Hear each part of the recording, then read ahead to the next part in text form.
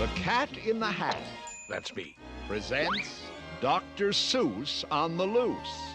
Alright, now this is the one I have way too much nostalgia for. I remember watching this tape like every other day at kindergarten, and then after that, my parents ended up just buying the tape, and I watched it many times more. So you could certainly say I have some bias going in, but even taking that out of it, I really do think Dr. Seuss on the Loose makes a great little trilogy of stories.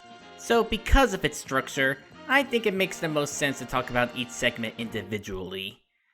We start with the Sneetches, a fun and thoughtful take on both racism and how eager some people are to profit off these problems. Ronald, remember, when you are out walking, you walk past a sneetch of that type without talking.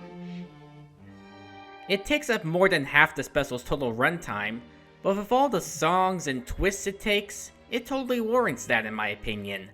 Sure, the opening with the plain bellies being shunned by the star bellies can feel a little slow, but it was clearly a deliberate choice in context. Not just to nail the discrimination going on, but show how both sides tend to act individually. The star bellies clearly just want to feel good about themselves because of their little birthmark. Twink, twink, twinkle, twinkle, lovely little star. Twink, twink, twinkle, twinkle, stupid little star. Obviously, these things are never this simplistic in real life, but in terms of a general overview, especially for a story written in the 50s, it's a pretty effective allegory. They just are not suited. No stars upon bars. But then Monkey McBean enters the picture, claiming he can help solve their problems by giving them stars. And it works, much to their amazement. But once the original star bellies express disgust, all of a sudden McBean takes their side and takes away their stars, letting themselves stand out once more. And it just keeps going back and forth until they're broke. They never will learn. No, you can't teach a sneetch. Yeah, McBean's kind of a jackass and a fantastic addition to the story, showing how salesmen and corporate entities always act like they want to help with these social problems, when in reality, all they care about is the profit. Thank you, thank you, thank you. It's one of those things that holds up amazingly well in this day and age, to be honest.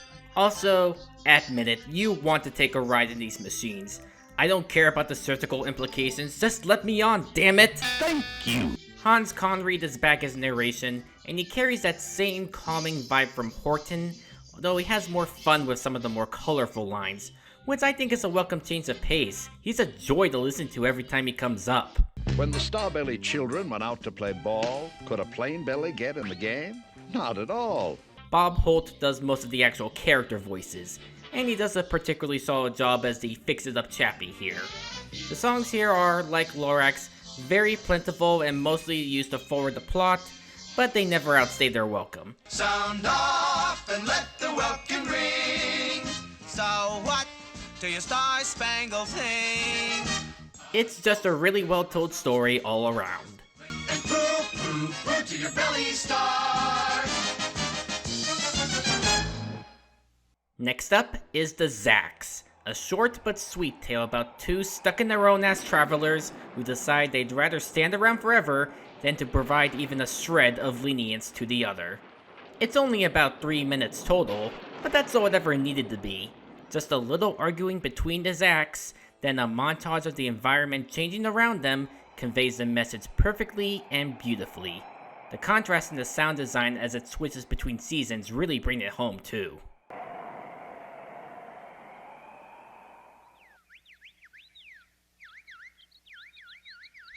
And finally, there's Green Eggs and Ham, which I think we're all familiar with. Do you like green eggs and ham? The animated adaptation plays out more or less like a Merry Melodies cartoon, telling the immortal repetitive story very faithfully in script, but taking some artistic license in the visual department that allows for a lot of fun gags, which I think was the right direction to take. Some didn't make any sense to my 5-year-old brain, like this running gag where the fox and a bunch of dogs run from some hunters. And I'm not sure I entirely get it now, but they certainly make the experience more interesting. You literally have an entire train just running off the tracks into the sea. Why? Who cares? It's funny. And this is only made more so with popular actor Paul Winchell voicing both of the main characters, whose bouncy and eccentric inflections prove a perfect fit. Would you? Could you? In the dark? I would not, could not in the dark.